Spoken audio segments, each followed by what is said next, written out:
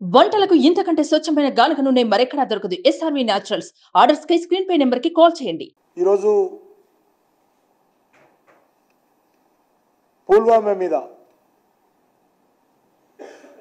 Pulwama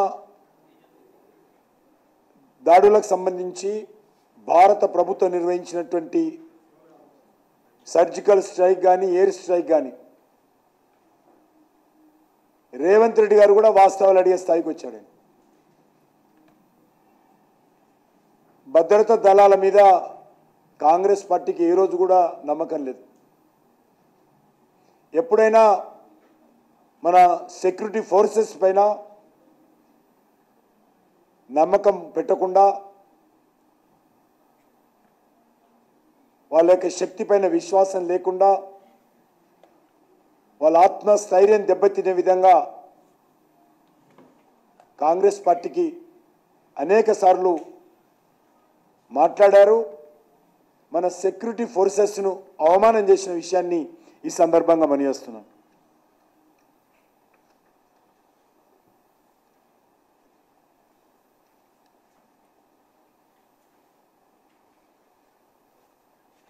Congress party నాయకుడు అంటాడు ఈరోజు ఒక ఆయన, పాకిస్తాన్ దగ్గర అటం బాంబులు ఉన్నాయి కాబట్టి మనము వాళ్ళకు అణిగిమణిగి ఉండాలని.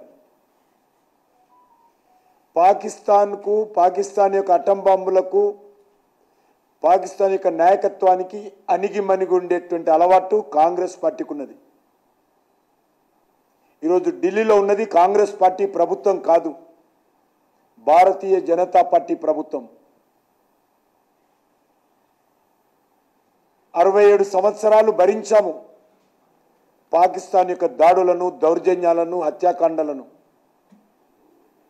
ఈరోజు పూర్తిగా పాకిస్తాన్ను భారతీయ జనతా పార్టీ నిలువరించింది. పాకిస్తాన్ దాడులను తిప్పికొట్టాం, పాకిస్తాన్ యొక్క ఎత్తుగడలను తిప్పికొట్టాం. ఈరోజు పాకిస్తాన్ తోక ఏదో ఆడిచ్చేదో ఆ తోకను పూర్తిగా కత్తిరించాము, పాకిస్తాన్ నడ్డి విరిచామని సందర్భంగా వనిస్తాం. కాంగ్రెస్ పార్టీ ఉన్నన్ని రోజులు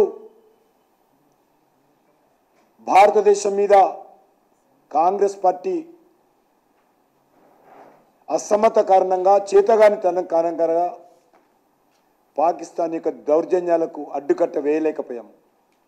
పాకిస్తాన్ ఆడింది ఆటగా, పాడింది పాటగా ఈ దేశంలో రక్తపాతం సృష్టించింది పాకిస్తాన్.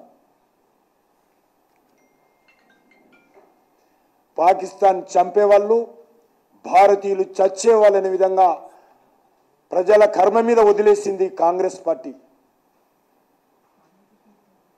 కానీ ఈరోజు నరేంద్ర మోడీ గారి నాయకత్వంలో మీరు ఒక్కరిని చంపితే,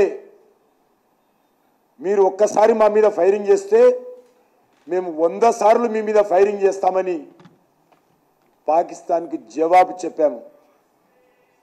ఈరోజు ప్రపంచ దేశాల ముందు పాకిస్తాన్ చిప్ప పట్టుకొని భిక్షమిచ్చుకునేటువంటి పరిస్థితికి ఈరోజు భారతదేశం తీసుకొచ్చింది.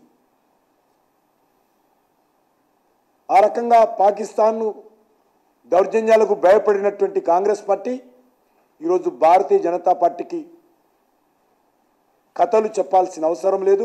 సుమన్ టీవీలో మీ పర్సనల్ అండ్ బిజినెస్ ప్రమోషన్స్ కోసం కింది నెంబర్కి కాంటాక్ట్ చేయండి.